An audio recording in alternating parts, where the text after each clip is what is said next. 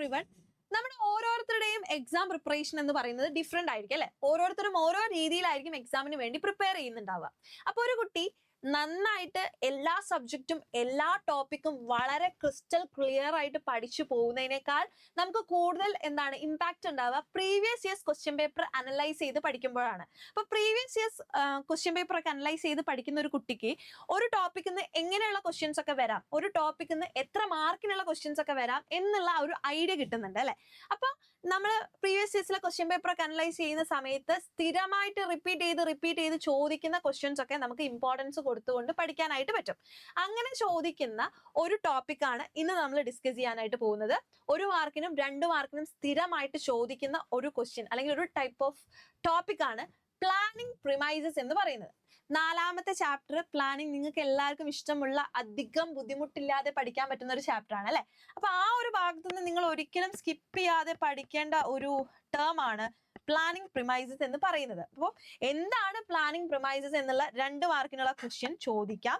അതുപോലെ തന്നെ 1 മാർക്കിനുള്ള ക്വസ്റ്റ്യൻ ആയിട്ടും ചോദിക്കാം. അപ്പൊ ഇവിടെ തന്നെ എന്താണ്, managers plans are based on certain assumptions they are denoted by. അതായത് മാനേജേഴ്സ് ചില അസംഷൻസിനോട് കൂടിയാണ് പ്ലാൻസ് പ്രിപ്പയർ ചെയ്യുന്നത്.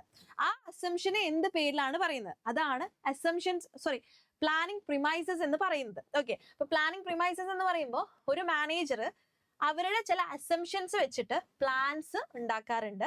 ആ അസംഷൻസ് ആണ് പ്ലാനിങ് പ്രിമൈസസ്. ഇനിയിപ്പോ എക്സാമ്പിൾ സിമ്പിൾ ആയിട്ട് പറഞ്ഞു കഴിഞ്ഞാൽ, ഇപ്പൊ നമുക്ക് ഫ്യൂച്ചർ എന്ന് പറയുന്നത് അൺസർട്ടൈൻ ആണ് അല്ലെ. ഫ്യൂച്ചറിൽ എന്തൊക്കെ നടക്കും എന്നുള്ളത് നമുക്ക് പ്രിഡിക്റ്റ് ചെയ്യാൻ പറ്റില്ല. പക്ഷെ ഫ്യൂച്ചറിൽ ഇന്ന കാര്യങ്ങളൊക്കെ ആയിരിക്കും നടക്കുക എന്ന് അസംഷൻസ് വെച്ചുകൊണ്ടാണ് പല ബിസിനസ് ഓർഗനൈസേഷനിലെ മാനേജേഴ്സും പ്ലാൻസ് തയ്യാറാക്കുന്നത്. ഓക്കെ, അപ്പം അൺസർണിറ്റി കൊണ്ടുണ്ടാകുന്ന കുറെ പ്രശ്നങ്ങളെ ഇത്തരത്തിലുള്ള അസംഷൻസ് കൊണ്ട് നമുക്ക് നേരിടാൻ പറ്റും. അപ്പൊ ആ അസംഷൻസിനെയാണ് പ്ലാനിങ് പ്രിമൈസസ് എന്ന് പറയുന്നത്. ഒരു ബിസിനസ് ഓർഗനൈസേഷനിൽ ഒരു പുതിയൊരു പ്രൊഡക്റ്റ് ലോഞ്ച് ചെയ്യുന്ന സമയത്ത് ആ പ്രൊഡക്റ്റിന് ഡിമാൻഡ് ഉണ്ടാവാം, അല്ലെങ്കിൽ ആ പ്രൊഡക്റ്റിന് ഡിമാൻഡ് ഇല്ലെങ്കിൽ എന്താണ് നമ്മൾ പ്രിക്കോഷൻസ് എടുക്കേണ്ടത് എന്ന് കുറെ അസംഷൻസ് വെക്കാറുണ്ട്.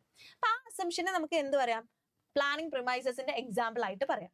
എക്സാമിന് സ്ഥിരമായിട്ട് ചോദിക്കുന്ന ഒരു ക്വസ്റ്റ്യൻ ആണ് പ്ലാനിങ് പ്രിമൈസസ്.